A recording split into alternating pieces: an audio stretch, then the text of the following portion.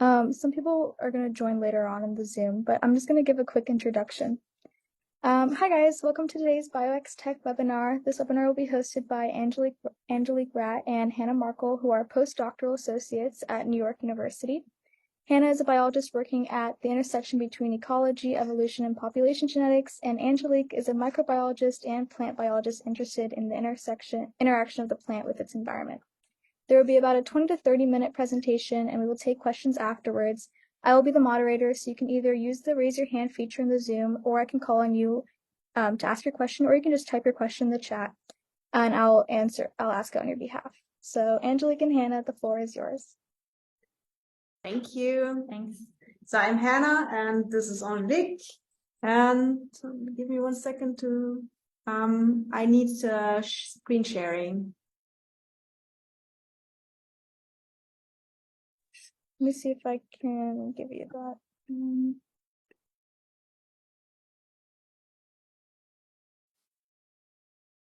Does it work now? Let me see. Yes, thank you.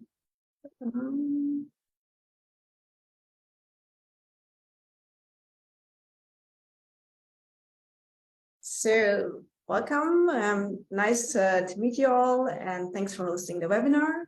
So today we'll give a short presentation about the ecology and evolution of plant pathogen interactions.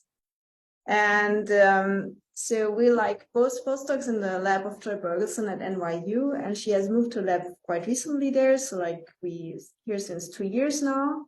And Joy Bergelsen has like studied the ecoevolutionary dynamics between plant hosts and bacterial pathogens for a very long time. And the host, which our lab mainly focuses on, is Arabidopsis thaliana, and the pathogen is mainly Pseudomonas syringae. And there's like various different projects going on in our lab. And today we're going to give you a short introduction into like 2 of these projects. In general, we have 5 postdocs. We have 4 PhD students, 1 lab technician, and several rotating students. And you can see a picture here on the right-hand side of Arabidopsis thaliana in the wild. We are mainly studying Arabidopsis thaliana in the lab as a plant host because it's a model organism in plant biology. So it has a comparatively small genome size too, and it's a diploid species, which makes it a very good system for genomic studies because it's quite cheap to sequence it. It has also a short generation time, which helps a lot for like running experiments in the lab. So we can also have like several tools available to manipulate the plant and engineer the plant. And it's predominantly selfing, which helps to maintain seed stocks of individual accessions or individual plants. And it has a worldwide distribution. So if we think about the interactions between hosts and pathogens, or hosts and bacteria in general, there's bacteria all over the plant. So like we have bacterial species associated with the roots and the rhizosphere. But also, if you go on the leaf, there's many different bacterial species living on the leaf, which they're called epiphytes. And there's also many bacterial species living inside the plant. Well, maybe not so many, but there's like a couple of them living in there. And so like all these together constitutes the microbiome. There's also like fungal species involved. And I will head over to Angelique now, who will give you some more introduction into like interactions between plants and bacteria. Hey, so as just mentioned, Hanna, you have like really bacteria all over in and on the plants, and these bacteria have different roles. So you have commensal bacteria that are like neither beneficial, neither pathogenic. And after you have the beneficial and pathogenic bacteria. So we call beneficial bacteria the bacteria that can help the plant to grow. For example, they can help the plant to acquire nutrients such as iron or phosphates that are essential for plant growth. And they will produce enzymes that will solubilize the nutrients that are present in the soil, for example, to make it available for the plants. You can also have some bacteria that will produce plant growth hormones, such as the famous indole acetic acid or auxin. So they just release this compound and the plant will detect it and start to grow. And finally, you have also bacteria that can help the plant to defend against pathogen.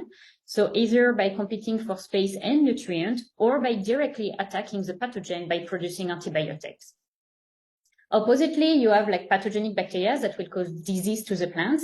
I'm quite sure that all of you already seen like yellow leaves or yellow patches on leaves.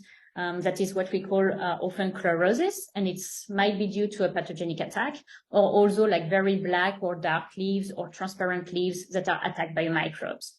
So that's the type of disease that you can observe probably like in everyday life.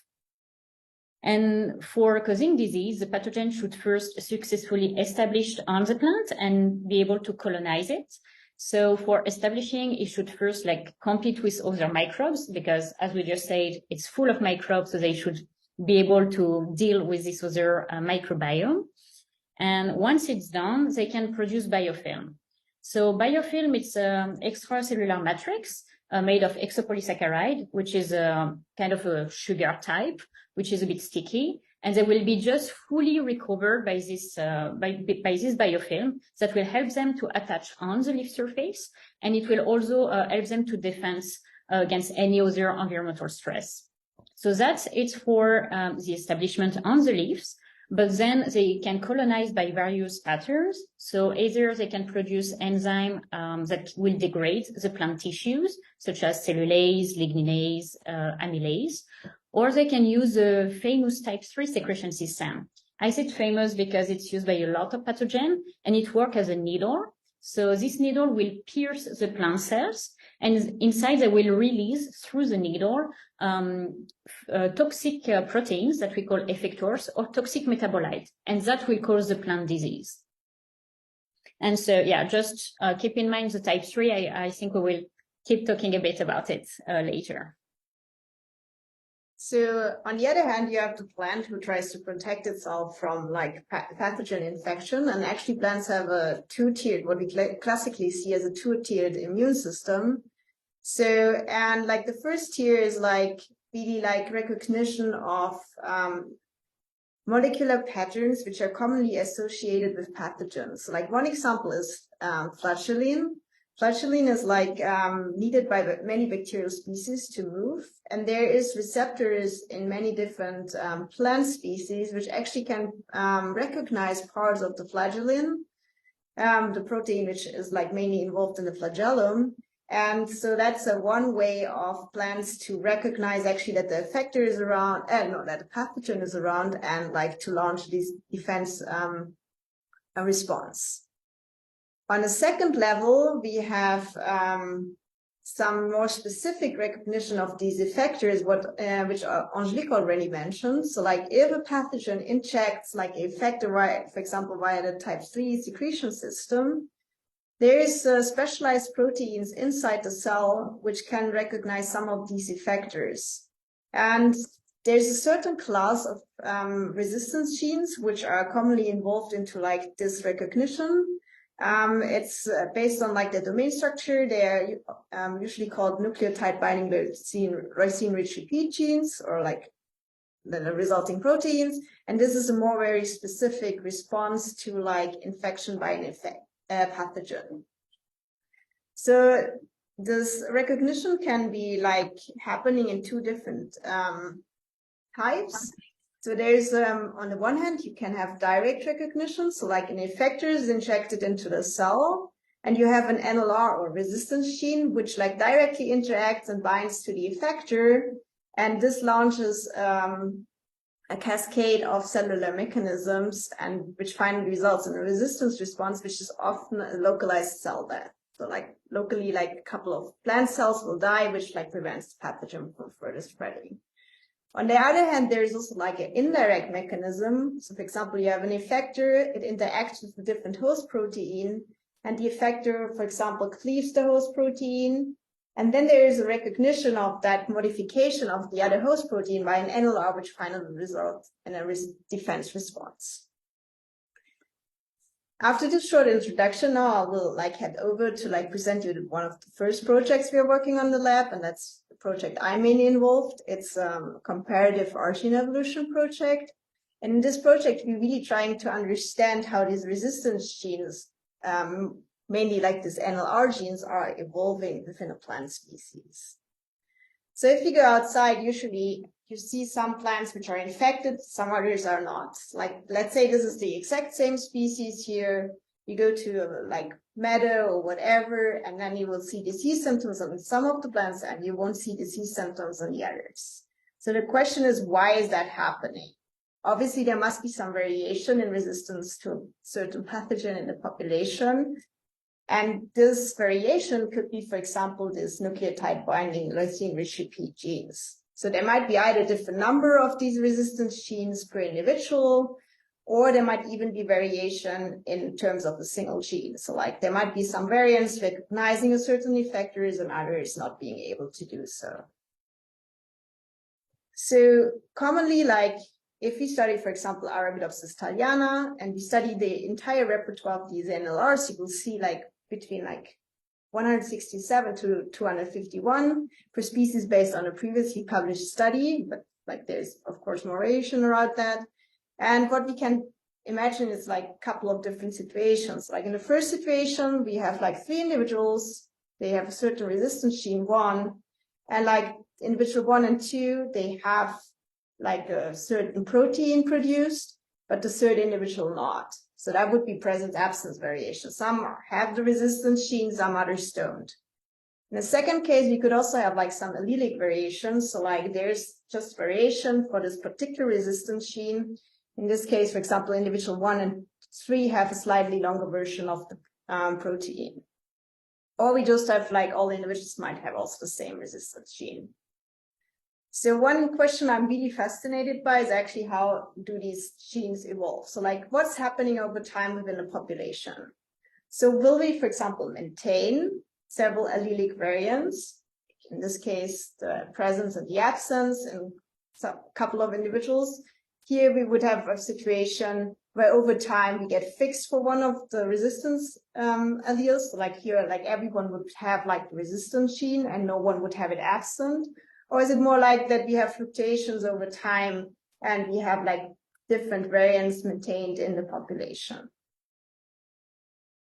So if we check previously published studies of resistance gene, we often see that there's like long-term maintenance of polymorphism for resistance genes. So like very different, so like usually different forms are maintained within a population. This here's an example of RPS5. Which is a gene with presence-absence polymorphism. And if you go study in populations in Europe, so what they did in the Karasov study in 2014, actually they could find that there's in many like populations, a couple of individuals have the resistance gene and others don't. So what are the mechanisms maintaining this variation? That's what I'm interested in. So like usually when we like do like simple studies where we only study one host and one pathogen, usually that's not enough to explain how this variation is maintained. So we get some ideas what might be the factors favoring maintenance, but it's not like fully explained. So and one reason that might be the case is actually usually plants are part of communities. So there's like several plant species which might be infected by the same pathogen. And often we also have like in a plant community, several different plant species which at some point had a common ancestor. So like if you go back in time, they had a common ancestor, then we had a speciation event, and they might have gotten just like the same resistance gene from their ancestor. And like we might find like remnants of this gene in both species.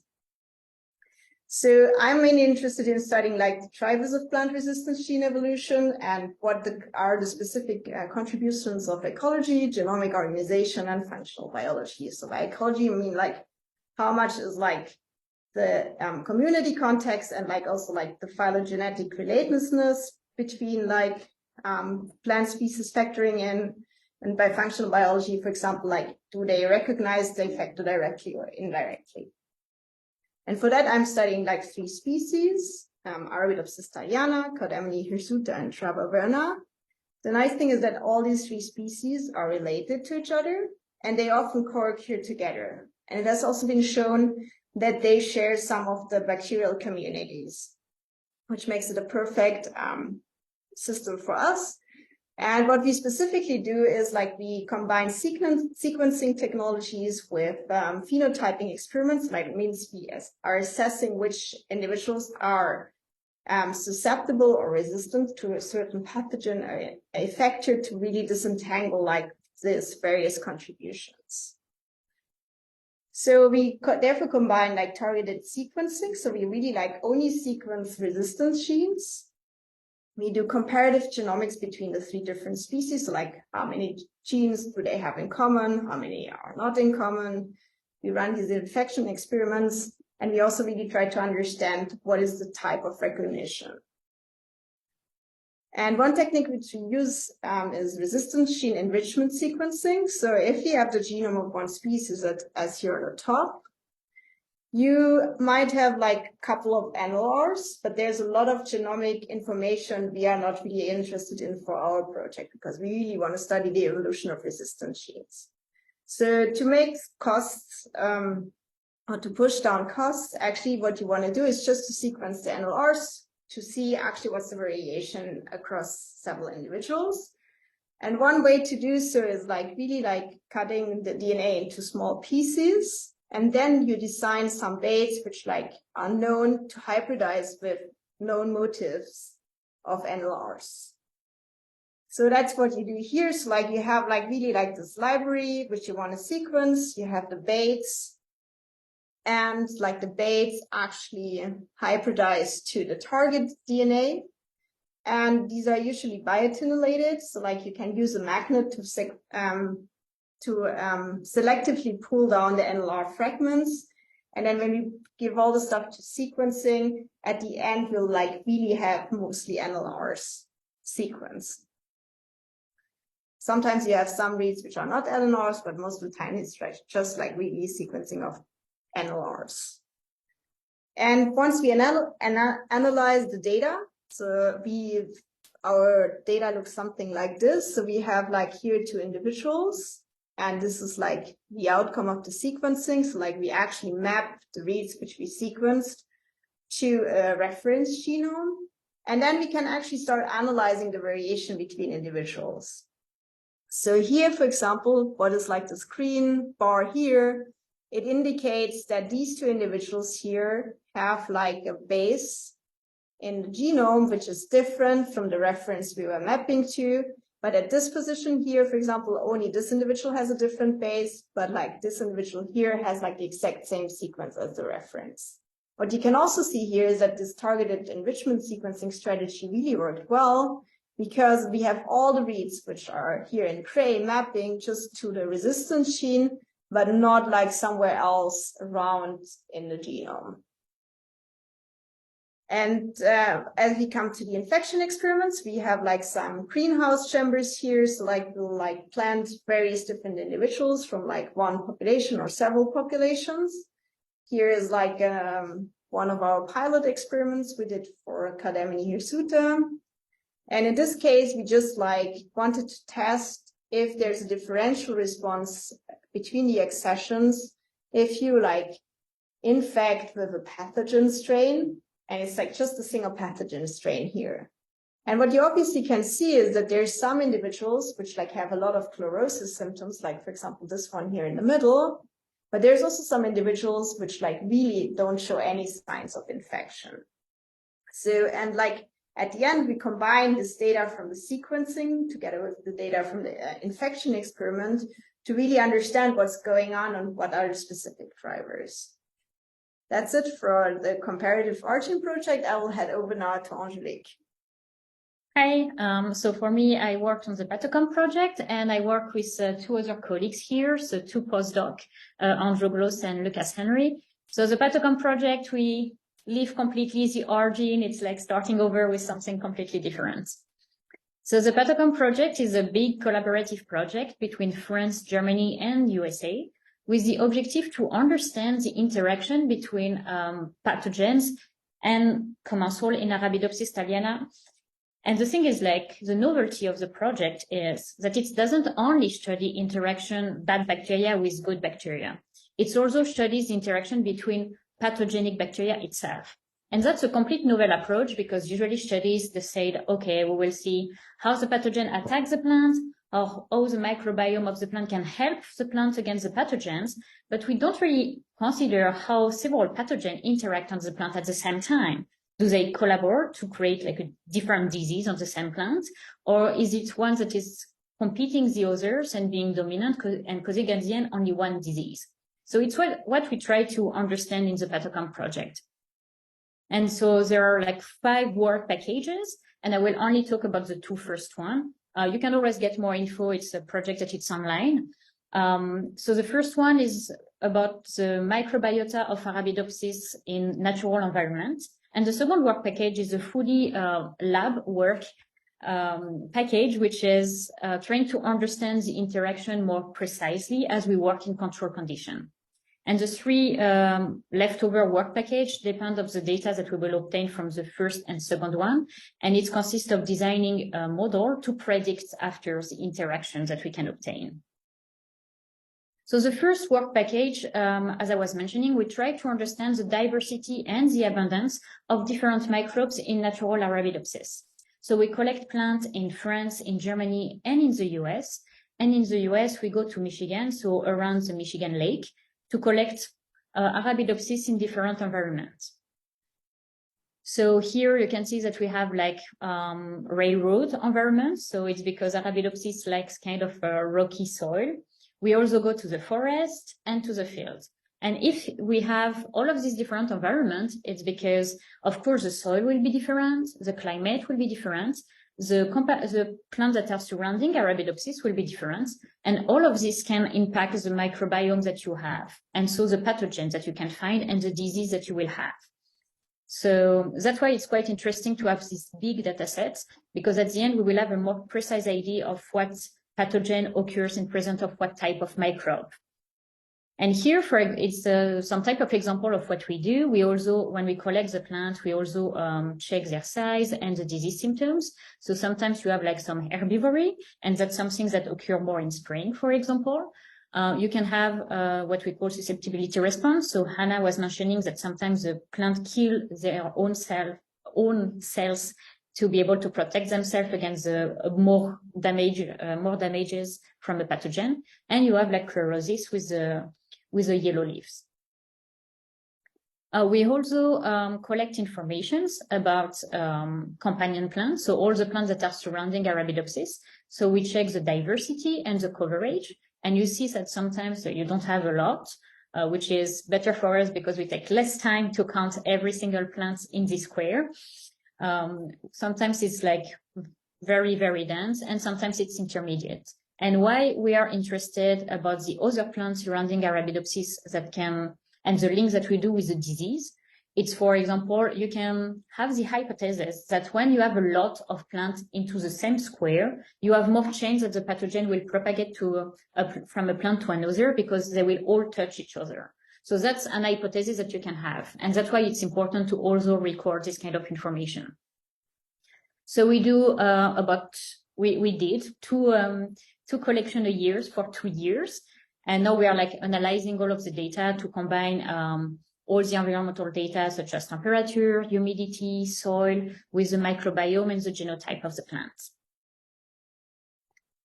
We also have this work package 2 project, which is a bit different because we will do everything in a lab. And we try to characterize the interaction between pathogenic strain. And in total, we will have 600 different bacterial strains. And they behave to 3 pathogens, so Pseudomonas, Panthoea, and Xanthomonas, and 1 commensal strain. And in fact, we try to understand if we put all the bacteria together or in different type of combination, do we have change in the abundance of one of the pathogen? For example, maybe Pseudomonas will be very abundant with one specific combination and will cause disease. And in another combination, it will not grow at all. So it means that the other bacteria will kill the strain. And that's what we try to understand in this work package. So we work with these 24 well plates to grow everything in vitro.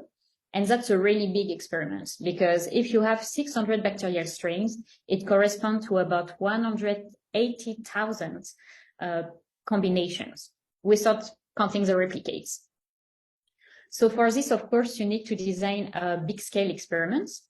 So, and with high throughput method to save time and money.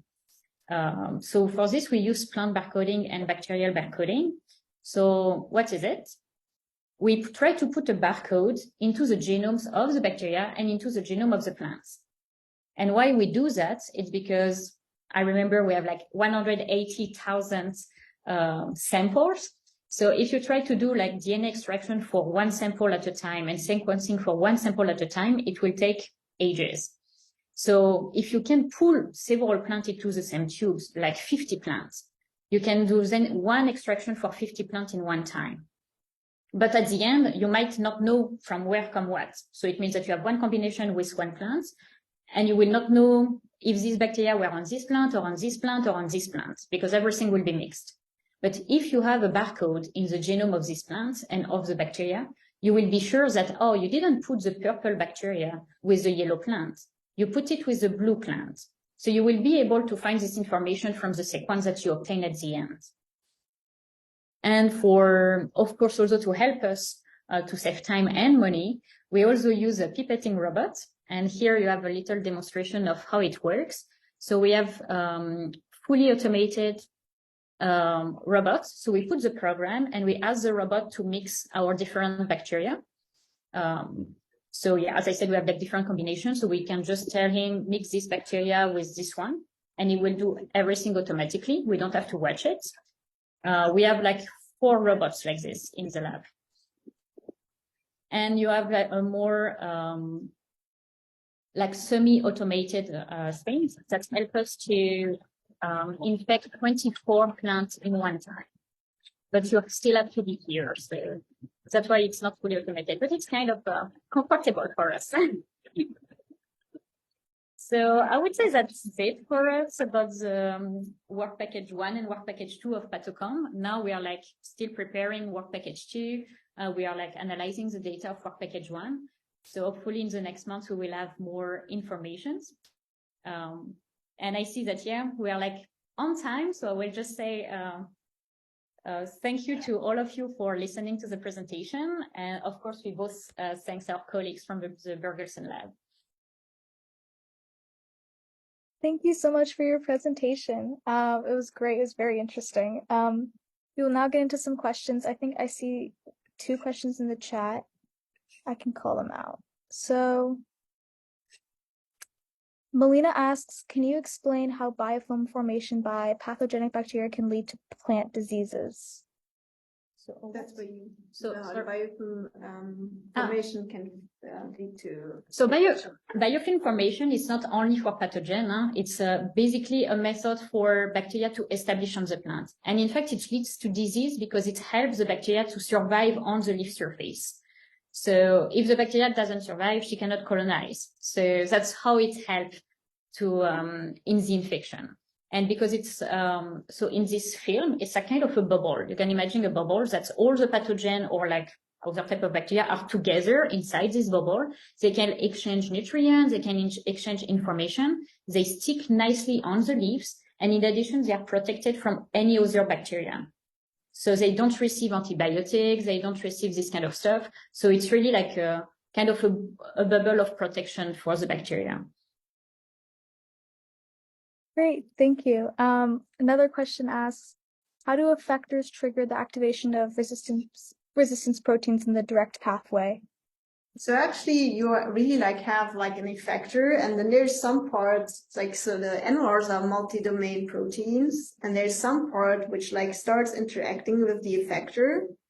And there's another part, so like another domain, which actually then gets, or like results like into like, feeding into downstream signaling pathways in the plant. And this launches an entire repertoire of a disease resistance response. Thank you. Alma asks, what are the challenges in hybridization and pull down stages of RENSEC? There's a couple of challenges. Like actually most of the work was done by my colleague Shorak, which I also mentioned on the slide. So it's like really the first main step is actually to find out which sequences you want to use for these baits. So like really like designing the baits specifically for the species you're studying. Because there's like common like motifs or like nucleotide sequence patterns between these NLRs, but like if you use the baits which are too far away from different species, then probably they do not hybridize really well. So then you also have to choose like which size these bait, like which, so like these baits actually have like short nucleotide sequences, which are complementary to like the DNA you want to pull down. So you also have to like decide which like lengths you want to have, because that will actually, for example, influence the efficiency by which you can pull down. And then like you have various steps. So you have to do the library prep very carefully, so that like really like first like the input into the pull down is good enough, so that you can really like have high efficiency in the pull down. And then there's also like some sequencing library preparation kits which will not work together with the pull down. So you have to decide actually which like library preparation kit you will use. And then you have to be careful with all the following steps, like to really like just get the fragments you're interested in. Right, that makes sense. I have one question, but in a lot of my biology classes, we learn about gel electrophoresis as one of the biotechnology tools. And I was wondering if that's ever come up in your experiments. Have you ever had to use that in an applicable sense for this? I mean, you use like just a gel electrophoresis to check bands. Yeah, has it ever been useful in your work at all? I mean, in our work, I would say like I would say it's always useful in the it's like a very routine method in the lab. Like for example, for us, it's especially useful for the plant barcoding, because when we try to put the barcode into the plant, after we have to check if the barcode is there. So we know that there is a band that will appear at a specific distance. So if the band is there, it means that the barcode is present. So that's like for this little step, it's not like, I would say it's not like absolutely like the thing that will make our experiment, but it's like a checking step it's very routine in the lab, yeah. Thank you. And I was actually going to also ask, this might have been mentioned, but how exactly do you put the barcodes on the plants itself? Is it like the machines that you use or something? Oh, we don't use a machine. It's natural. It's a GMO process. So we have agrobacterium, which is like a bacteria that it's like very widely used indeed to modify the genome of the plants. So the plant and the leaf, the flower parts are dipped into the bacterial suspension with the bacteria containing the barcodes that we want to put. And after it's like successive, we wait that they produce seeds, we grow them, we check if they have the barcode. And you always know if you always have like, sometimes it doesn't go so smoothly, but the barcode is always associated with antibiotic resistant genes, which is also a very common approach. So the plants that are like growing after from the seeds that we suppose are transformed are sprayed with a pesticide, and the plants that survive are more likely to contain the barcodes than the plants that died. So usually we have like a proportion of, I think it was about 30%. So 30% of the ones that are like dipped in the agrobacterium bacterial solution really conduct to plants that have barcode. So we have to produce a lot of plants for having only 30 that have the barcode, but that's how we do. Thank you so much. That makes a lot more sense. I'm going to ask the last question.